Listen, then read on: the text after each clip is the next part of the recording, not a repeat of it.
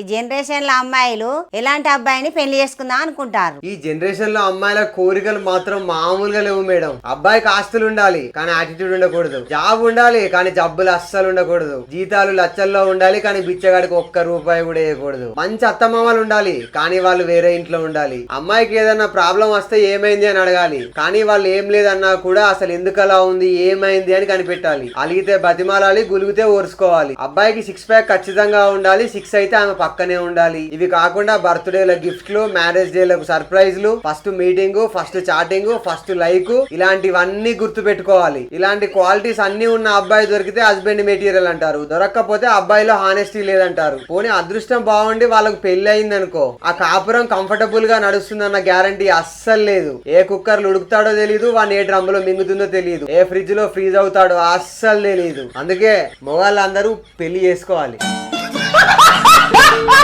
Love చేసుకున్న జంటలు లేచిపోవడం వల్ల లాభాలేంటో చెప్పు. ఫస్ట్ లాభం వచ్చేసి అమ్మాయిని ఇంప్రెస్ చేయడానికి రోజు పిజ్జాలు, బర్గర్లు, ఐస్ క్రీమ్లు అని ఇలా తిప్పే ఖర్చులు ఉండయి. రెండో లాభము దోస్తులను మనిషికి పైసలు అడుక్కొని లేచిపోవచ్చు. వీళ్ళు లేచిపోయినాక హెల్ప్ చేసినందుకు దోస్తులను పోలీస్ స్టేషన్ లేచి కొట్టించచ్చు. మూడో లాభం అమ్మాయి వాళ్ళ ఇంట్లో అబ్బాయి వాళ్ళ ఇంట్లో బీపీలు బర్ర పెంచచ్చు. ఇంకా నాలుగో లాభం చుట్టాలకు దోస్తులకు తెలిసిన వాళ్ళందరికీ పెళ్లి కార్డులు పంచక్కర్లేదు, డీజేలు పెట్టక్కర్లేదు, షాపింగ్లు చేయక్కర్లేదు. టోటల్ గా పెళ్లి ఖర్చు వేస్ట్ కాకుండా మిగిలిపోతుంది. ఐదో లాభం తెలిసిన వాళ్ళందరి ఇళ్లలో కొన్ని రోజుల దాకా ట్రెండింగ్ టాపిక్ ఇదే అవుతుంది. ఇక ఆరో లాభం వీళ్ళు కొత్త ఇంట్లో దిగిన కొన్ని రోజులకే ఉల్లిపాయ రేట్ ఏందో, ఆయిల్ ప్యాకెట్ రేట్ ఏందో, వాడి విలువ ఏందో పూర్తిగా అర్థమవుతుంది. ఏడో లాభం చేసుకున్న మొగడు మంచోడైతే ఓకే, ఒకవేళ టార్చర్ పెట్టోడైతే అటు అవగారింటికి పోలేక ఈయన్నే ఉండలేక నడిమిట్ల నలిగిపోతుంది. ఎనిమిదో లాభం వచ్చిన అమ్మాయికి వంట సరిగ్గా రాకపోతే అప్పుడు అమ్మ చేతి ముద్దే అమృతమేమో అని అర్థమవుతుంది. తొమ్మిదో లాభం తెచ్చిన డబ్బులు అయిపోయి అటు అప్పు ఇచ్చినోడు దొరకక లవ్ లో ఉన్నప్పుడు నీతోనే జీవితాంతం కలిసి ఉంటా అన్నోడు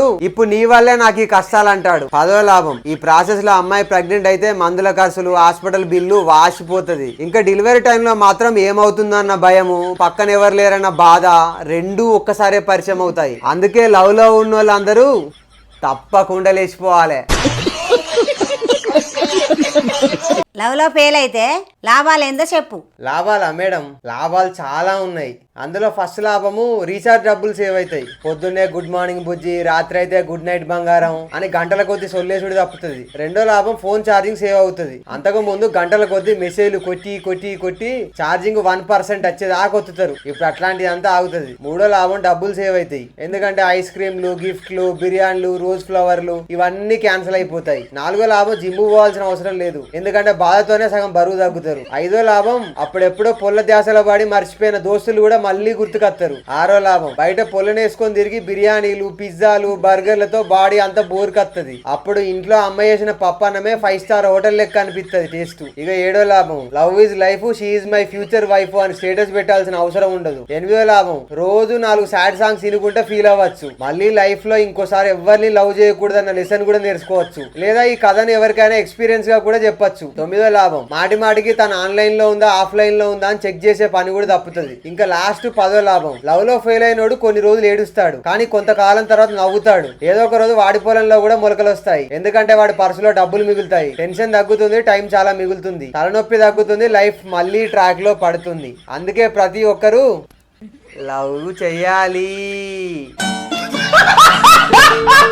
మొబైల్ వల్ల లాభాలు ఏంటో చెప్పు. లాభాలా మేడం? చాలా అంటే చాలా ఉన్నాయి. యాక్చువల్లీ మొబైల్ అంటే ఫోన్ కాదు, ఈ జనరేషన్ మనుషుల ఆక్సిజన్. అది లేకుంటే అస్సలు బతకలేం. ఈ రోజుల్లో మొబైల్ ఉంటేనే మనిషికి విలువ, చార్జర్ ఉంటేనే మొబైల్ కి విలువ, కరెంట్ ఉంటేనే చార్జర్ కు అండ్ మొబైల్ కు రెండింటికి విలువ. మొబైల్ వల్ల మొదటి లాభం అమ్మ పిలిస్తే వస్తున్నా అంటాం, అరగంట దాకా రీల్స్ చూస్తూనే ఉంటాం, లాస్ట్ కు అమ్మ చీపిరి కట్టేసేదాకా పోం. రెండో లాభం ఒకప్పుడు ఇంటి ముందు కూర్చొని 10 మందితో ముచ్చట్లు పెట్టేళ్ళం, ఇప్పుడు ఒక్కలమే సోఫాలో కూర్చొని కామెంట్లలో బూతులు రాస్తా ఉంటాం. మూడో లాభం పవర్ బ్యాంక్ లేకపోతే ప్రయాణం నడవదు, చార్జర్ లేకపోతే మనసు నిమ్మలంగా ఉండదు, నెట్ బ్యాలెన్స్ లేకపోతే నోరు కదలదు, ఓటీపీ రాకపోతే పని జరగదు. నాలుగో లాభం ఎక్కడ పడితే అక్కడ ఫోటో తీయచ్చు, తీసిన ఫోటోలు ఇన్స్టాలో పెట్టచ్చు, పెట్టిన ఫోటోలకు లైక్లు మంచిగా వస్తే హ్యాపీ ఉండొచ్చు, కామెంట్స్ బ్యాడ్ అయితే సాడ్ ఎక్స్ప్రెషన్ పెట్టచ్చు. ఐదో లాభం ఎదురుగున్న మనుషులతోని ముచ్చట పెట్టకుండా ఉండొచ్చు, ఎక్కడో ఉన్నోళ్ళతోని 5-6 గంటలు సొల్లు పెట్టచ్చు. ఇక ఆరో లాభం ఐ లవ్ యూ చెప్పి హ్యాపీగా ఉండొచ్చు, లవర్ దగ్గర నుంచి మెసేజ్ రాకపోతే టెన్షన్ పడచ్చు, లవర్స్ ఇద్దరు లొల్లి పెట్టుకొని బ్రేకప్ స్టేటస్ పెట్టుకోవచ్చు. మొబైల్ మనిషిని తెలివైన చేసి చేసింది. రీల్స్ టైం మర్చిపోయేలా చేశాయి. చార్జర్ మనిషిని ప్లగ్ దగ్గరికి వెళ్ళేలా చేసింది. నోటిఫికేషన్ మనిషి నిద్ర లేకుండా చేసింది. ఒక్క ఫోన్ ఛార్జింగ్ అయిపోయిన టైంలో మాత్రమే జీవితం విలువేంటో అర్థమవుతుంది. అయినా అవన్నీ పక్కకు పెడితే